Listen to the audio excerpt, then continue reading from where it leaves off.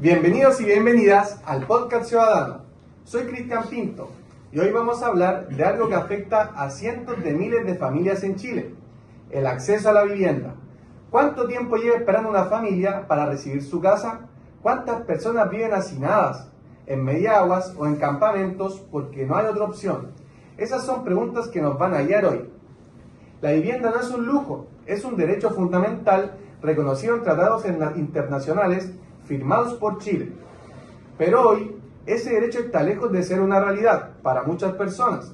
Y para entender por qué, contamos con el experto Francisco Poblete. Hola, ¿qué tal? Quien nos traerá el análisis y los datos. Y con el ciudadano Roberto Cárcamo. Hola, ¿qué tal? Hola. Quien nos presentará propuestas ciudadanas concretas. Comencemos. Para entender la magnitud del problema, hay que mirar las cifras. El censo del 2024, Instituto Nacional de Estadísticas, determinó que Chile tiene un déficit habitacional cuantitativo de 491.904 viviendas. Eso significa que casi 500.000 familias en este país no tienen una casa digna donde vivir. Y si sumamos las viviendas que necesitan mejoras urgentes, el número sube a más de 1 millón. Pero hay más. Según la Catastro Nacional de Campamentos 2024 y 2025, Chile tiene hoy 1.428 asentamientos irregulares, la cifra más alta desde 1996.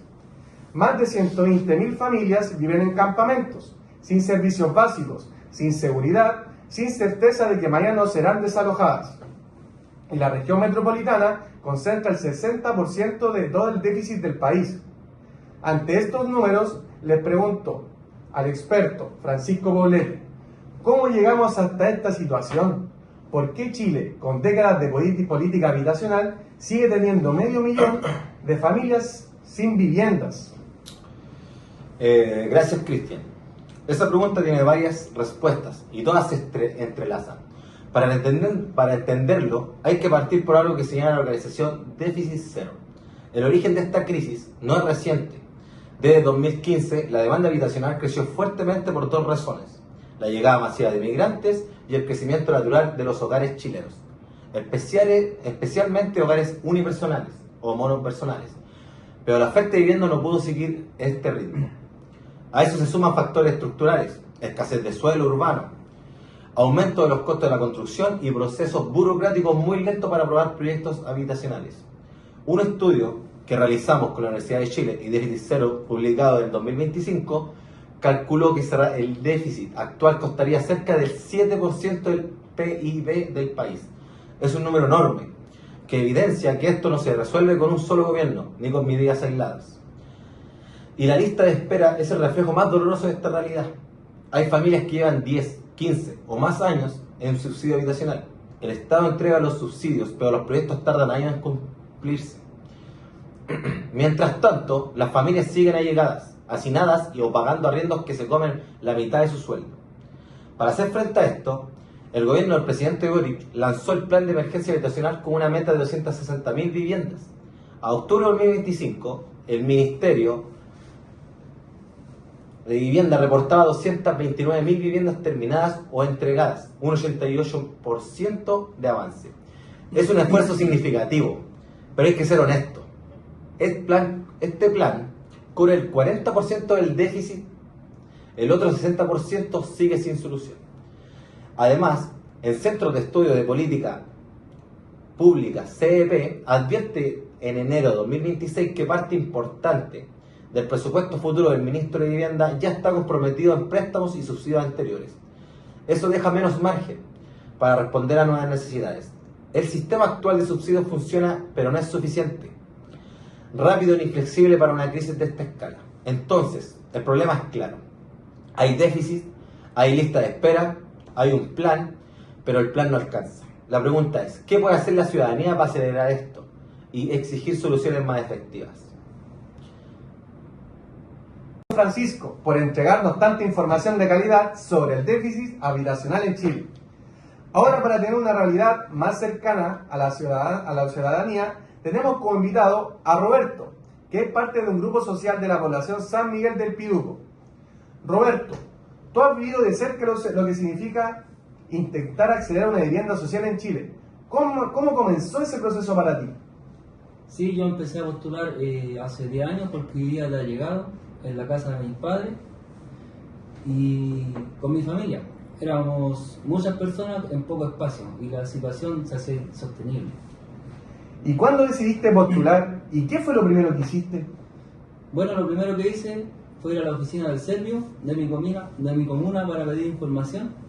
Ahí me dijeron que tenía que inscribirme en el registro social de hogares, que es el primer paso, el cual vea para cuál es mi situación económica y habitacional.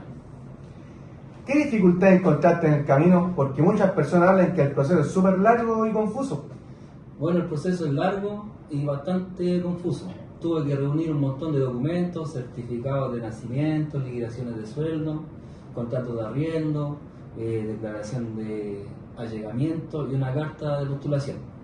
Bueno, algunos de los papeles que tenía estaban vencidos, así que tuve que volver a pedirlo.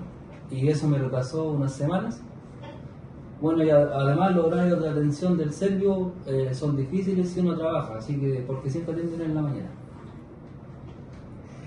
Ya, y después de toda esa entrega de documentación, ¿el proceso fue largo o fue corto? Fue largo porque no me dijeron nada que tenía que esperar, o sea, tenía que esperar un llamado a postulación del programa que me correspondía. Pasaron meses sin saber nada y esto fue lo más duro, la incertidumbre. No saber si estaba en la lista, si el puntaje te alcanzaba, si el proyecto iba a seguir o no. Uno siente que está pidiendo un favor, pero en realidad está ejerciendo su derecho. ¿Y lograste finalmente obtener el subsidio? ¿Qué fue lo que hiciste para conseguirlo? Bueno, después de un tiempo me asignaron el subsidio y del programa DS-19, el que me corresponde. Lo que me ayudó fue informarme bien, ir a una organización social de mi barrio que hace talleres sobre postulación a la vivienda, y ahí me explicaron en lenguaje simple lo que necesitaba, cómo mejorar mi situación en el registro y a qué programas podía acceder. Para terminar esta parte, ¿qué le dirías a alguien que está en la misma situación que tú estabas al principio? Que quieres postular, pero no sabes por dónde empezar. Bueno, le diría que vaya a la municipalidad o al Servio de su comuna, pregunte sin miedo, actualice su registro social de hogares porque muchos tienen información desactualizada y eso le baja el puntaje, que busque organizaciones sociales o juntas de vecinos que lo ayuden a la postulación, porque el proceso es más fácil con apoyo. Y que no se rinda, al principio dicen que no cumplen los requisitos porque los programas cambian y hay que volver a intentarlo. Ya, entiendo. Ya, hoy aprendimos que el déficit habitacional en Chile no es solo un número, son familias reales, como la de Roberto, esperando años por algo tan básico como un techo digno. Escuchamos los datos, escuchamos las causas y escuchamos la voz. Alguien que le vio de carne propia.